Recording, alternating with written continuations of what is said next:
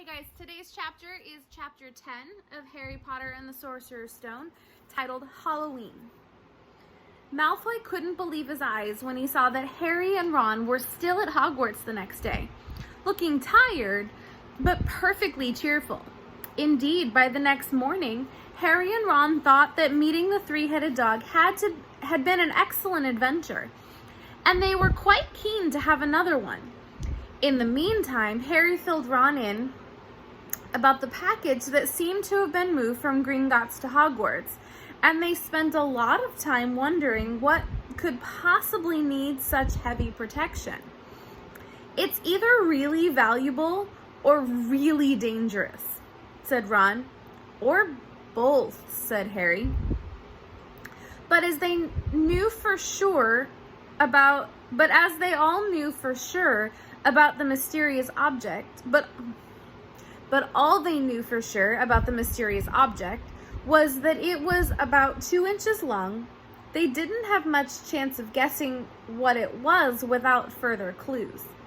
Neither Neville nor Hermione showed the slightest interest in what lay underneath the dog and the trapdoor.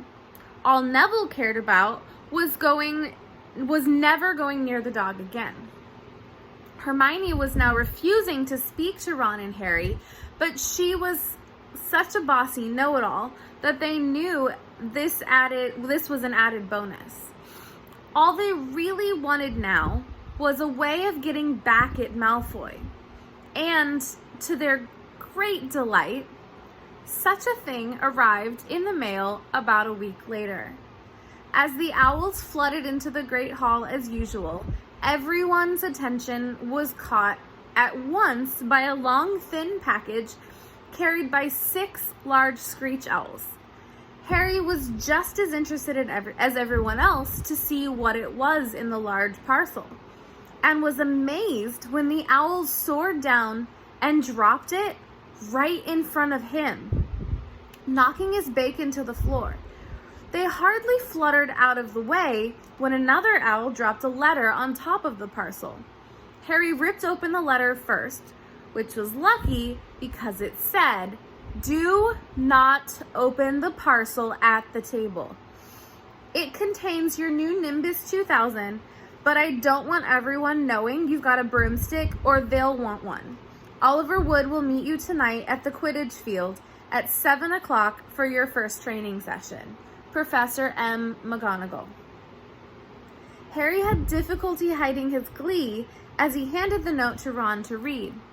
"A Nimbus 2000? Ron moaned enviously. "I've never even touched one." They left the hall quickly, wanting to unwrap the broomstick in private before their first class. But halfway across the entrance hall, they found the way upstairs barred by Crabbe and Goyle. Malfoy seized the package from Harry and felt it. "That's a broomstick," he said, throwing it back to Harry with a mixture of jealousy and spite on his face. "You'll be in for it this time, Potter. First years aren't allowed then." Ron couldn't resist. "That's not any old broomstick," he said. "It's a Nimbus 2000. What did you say you've got at home, Malfoy? A Comet 260? Ron grinned at Harry. "Comets look flashy, but they're not in the same league as the Nimbus." "What would you know about it, Weasley? You couldn't afford half the handle." Malfoy snapped back. "I suppose you and your brothers have to save up twig by twig." Before Ron could answer, Professor Flitwick appeared at Malfoy's elbow. "Not arguing, I hope, boys." "Potter's been sent a broomstick, Professor," said Malfoy quickly. Yes, that's right," said Professor Flitwick, beaming at Harry. "Professor McGonagall told me about it, all the special circumstances, Potter. And what model is it?" "A Nimbus 2000, sir," said Harry, fighting not to laugh at the look of horror on Malfoy's face. "And it's really thanks to Malfoy here that I've got it," he added. Harry and Ron headed upstairs, smothering their laughter at Malfoy's obvious rage and confusion. "Well, it's true," Harry chortled as they reached the top of the marble staircase. If he hadn't stolen Neville's Remembrall, I wouldn't be on the team. So I suppose you think it's a reward for breaking rules, came an angry voice from just behind them. Hermione was stomping up the stairs, looking disapprovingly at the package in Harry's hand. I thought you weren't speaking to us, said Harry. Yes, don't stop now, said Ron. It's doing us so much good. Hermione marched away with her nose in the air. Harry had a lot of trouble keeping his mind on the lessons that day. It kept wandering up to the dormitory where his new broomstick was lying under his bed, or straying off to the Quidditch field where he'd be learning to play that night. He bolted his dinner that evening without noticing what he was eating, and then rushed upstairs with Ron to unwrap the Nimbus 2000 at last. Wow, Ron sighed as the broomstick rolled onto Harry's bed.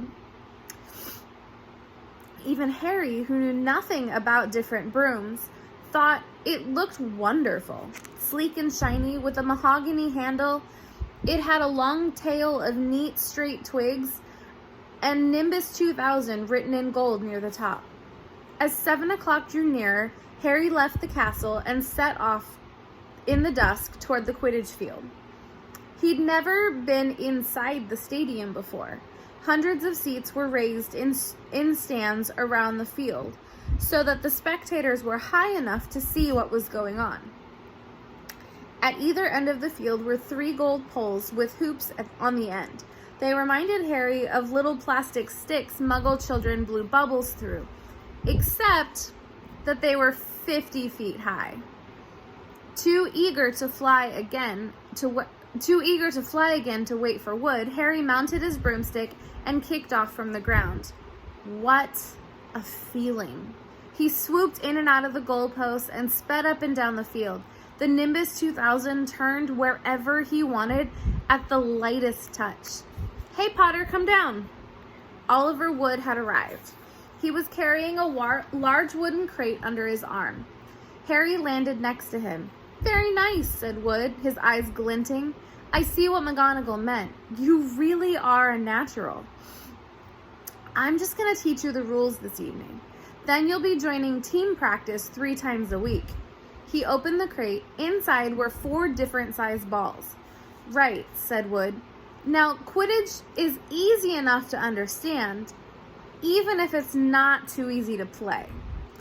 There are 7 players on each side. 3 of them are called chasers. 3 chasers, Harry repeated, as Wood took out a bright red ball about the size of a soccer ball. This ball's called the quaffle, said Wood. The chasers throw the quaffle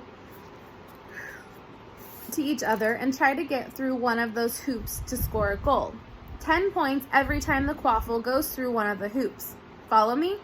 3 chasers throw the quaffle and put it through the hoops to score, Harry recited. So that's sort of like basketball on broomsticks with 6 hoops instead. What's basketball? Said Wood curiously. Never mind, said Harry quickly. Now, there's another player on each side who's called the keeper. I'm the keeper for Gryffindor. I have to fly around our hoops and stop the other teams from scoring. 3 chasers, 1 keeper, said Harry, who was determined to remember it all. And they play with the quaffle. Okay, got that? So, what are they for? Okay, so got that? So what are they for? He pointed at the 3 balls left inside the box. I'll show you now, said Wood. Take this. He handed Harry a small club, a bit like a short baseball bat. I'm going to show you what the bludgers do, said Wood. These 2 are bludgers. He showed Harry 2 identical balls, jet black and slightly smaller than the red quaffle. He noticed that they seemed to be straining to escape the straps holding them inside the box. Stand back, Woods warned Harry. He bent down and freed one of the bludgers. At once, the black ball rose high in the air, then pelted straight at Harry's face. Harry swung at it with the bat to stop it from breaking his nose. It sent it zigzagging away into the air. It zoomed around their heads and then shot at Wood, who dived on top of it and managed to pin it to the ground. "See?" Wood panted, forcing the struggling bludger back into the crate and strapping it down safely. The bludgers rocket around, trying to knock players off their brooms. That's why you have 2 beaters on each team. The Weasley twins are ours. It's their job to protect their side from the bludgers and try to knock them toward the other team. So, think you've got all this? 3 chasers try to score with the quaffle. The keeper guards the goalpost. The beaters keep the bludgers away from their team. Harry reeled off. "Very good," said Wood. Have the bludgers ever killed anyone?" Harry asked, hoping he sounded offhand. "Never at Hogwarts. We've had a couple broken jaws, but nothing worse than that.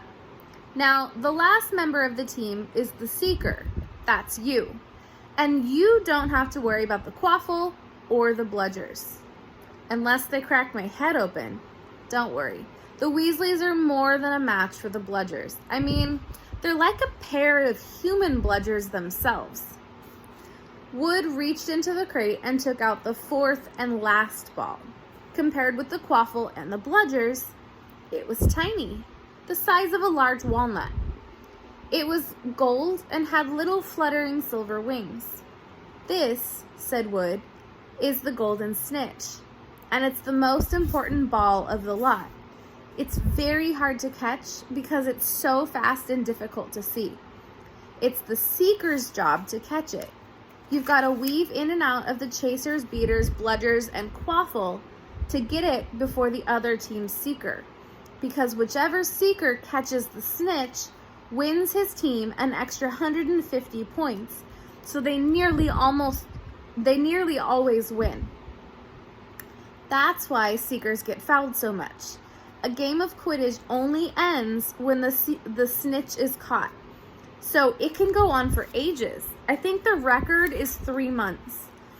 They had to keep bringing on substitutes so the players could get some sleep." "Well, that's it. Any questions?" Harry shook his head. He understood what he had to do, all right. It was doing it that was going to be the problem. "We won't practice with the snitch yet," said Wood, carefully shutting it back in the crate. "It's too dark. We might lose it. Let's try you out with a few of these." He pulled a bag of ordinary golf balls out of his pocket, and a few minutes later, he and Harry were up in the air, Wood throwing the golf balls as hard as he could in every direction for Harry to catch. Harry didn't miss a single one, and Wood was delighted. After a half an hour, night had really fallen and they couldn't carry on. "That Quidditch Cup will have our names on it this year," said Wood happily as they trudged back up the castle. I wouldn't be surprised if you turn out to be better than Charlie Weasley. He could have played for England if he hadn't gone off chasing dragons. All right, we're going to end there today, and we'll find out what happens in the second part of this chapter tomorrow. Bye, guys.